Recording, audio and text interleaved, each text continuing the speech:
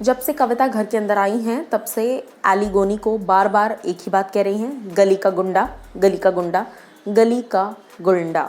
उसके साथ साथ स्मॉल टाउन का जो छिछोरे लड़के होते हैं उस कैटेगरी का गुंडा है ये, स्मॉल टाउन का गुंडा है ये, इस तरह की बातें। अब इसके बाद कल भी हमने घर में देखा ये सारी चीज़ें घर के अंदर हो रही हैं, लेकिन बाहर कविता इस हिसाब से कैसी दिख रही हैं और बाहर जो ट्रोलिंग शुरू हो गई है वो मैं आपको बताती हूँ। नमस्कार दोस्तों, मैं हूँ ज्योति नाहक और आप देख रहे हैं शुद्ध मनोरंजन।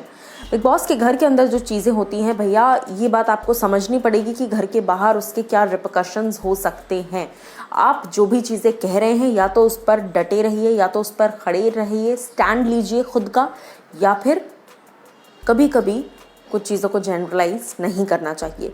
जैसे कि मैं आपको बता दूं कि कविता कौशिक ने जिस तरीके से बार बार एली के लिए ये बात कही है, स्मॉल टाउन गली का गुंडा। अगर वो उन्हें गुंडा कहती तो शायद इशू नहीं होता, अगर वो उन्हें गली का गुंडा कहती तो भी इशू नहीं होता, लेकिन ये बार बार small town small town small town mentality, छोटे शहर के जो नुक्कड़ पे बैठे हुए लावारिस से गुंडे होते हैं, ये वो है, इस तरह की बात करना कहीं ना कहीं स्टीरियोटाइप कर रहा है।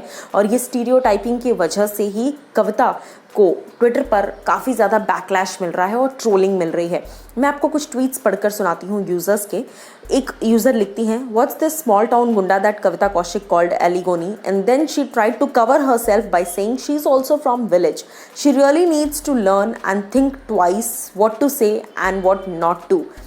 फिर फर्स्ट वीक में तो वो गैंगस्टर थी इजाज़ के लिए, यानी कि जब वो पहले हफ्ते आई थी तो उन्होंने काफ़ी दिखाया कि मैं गैंगस्टर हूँ और मैं तो गुंडी हूँ और I am cool and all that stuff.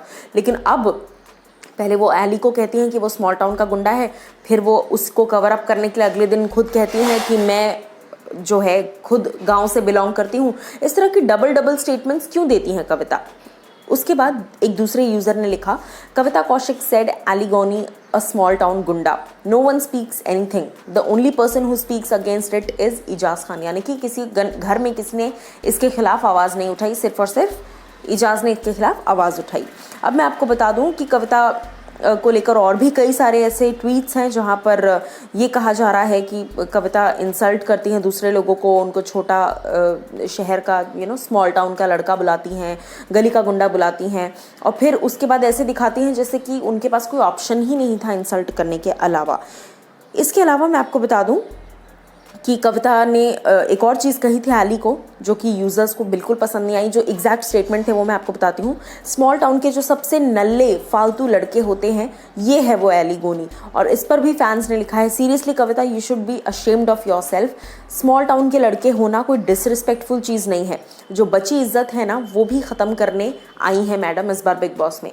तो बेसिकली इस तरह की हर चीज़ इस वक्त सोशल मीडिया पर हो रही है कविता के लिए। और आज हमने देखा जिस तरीके से प्रोमोज आउट हुए हैं कि एली घर के अंदर तोड़फोड़ मचा रहे हैं। और बिग बॉस का कॉन्सेप्ट ऐसा है कि कंटेंट के लिए कह लीजिए या फिर बहुत सारी और चीज़ों के लिए कह लीजिए, लेकिन ये चीज़ें होती हैं घर के अंदर।